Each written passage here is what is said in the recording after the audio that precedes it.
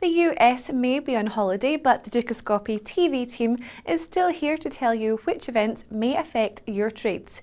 I'm Monica Gibson and I'm speaking to Tõnu Mertsina for the week ahead. Tõnu, this week may not be a blockbuster in terms of data releases, but with the German ZEW, European PMIs and various central bank meeting minutes to be released, there are certainly a few items on the agenda which could bring risk. So which events will you be watching closely? We are more closely looking for PMI as well as indexes which are published by various central banks. So in principle, the figures we're looking at are quite broad-based. So yes, mostly PMIs, both composite and manufacturing PMI. Last week definitely had positives and negatives. The World Bank said the global economy is at a turning point and revised up its real global GDP forecast for 2014 to 3.2%. Meanwhile, the IMF added Denmark, Finland, Norway and Poland to their list of countries with the potential to destabilise the global economy.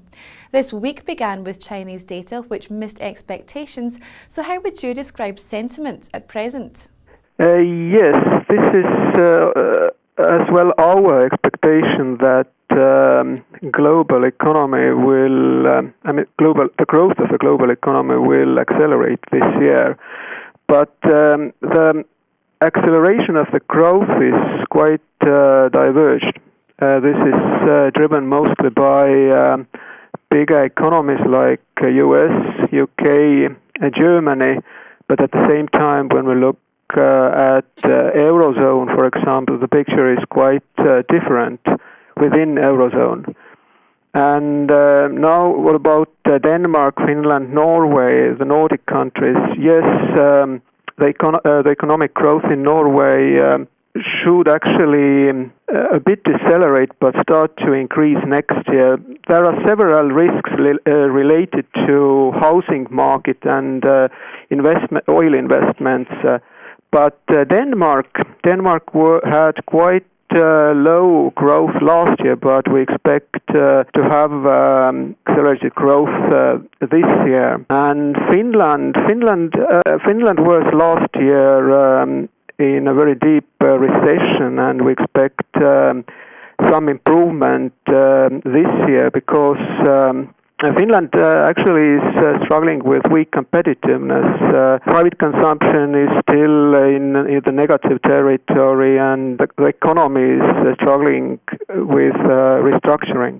As the Eurozone debt crisis seems to be abating, analysts believe the Estonian exports will receive a boost, adding growing wages will improve life in Estonia. However, Finland, whose economy is crucially important for Estonian exporters, is struggling.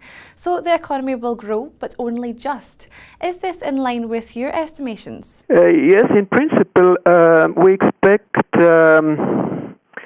improvement of the foreign demand for Estonian exports. Also, the economic recovery of our main trading partners will be quite sluggish. I mean, Finland and Russia especially. But when we speak about growing wages as well as the impact of higher labor costs to our competitiveness, then yes, there are certain problems because we see increasing unit labor costs, and this is quite actually negative to the competitiveness of our export. According to some Estonian experts, confidence towards investing and doing business with Latvia has increased thanks to the country's switch to the euro, noting that the threats of devaluation or liquidity crisis are now history. Is this indicative of general consensus? Are you bullish or bearish on the single currency? In principle, yes.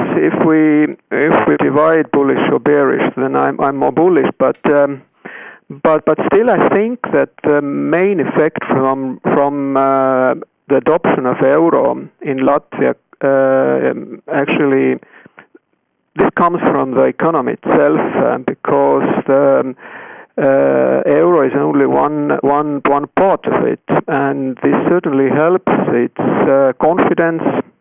I mean, it helps rising the confidence towards the economy, but still, I think that very much depends on how Latvia is going on with its economic reforms, because we see that the economic growth last year and expected growth this year and next year will be quite robust.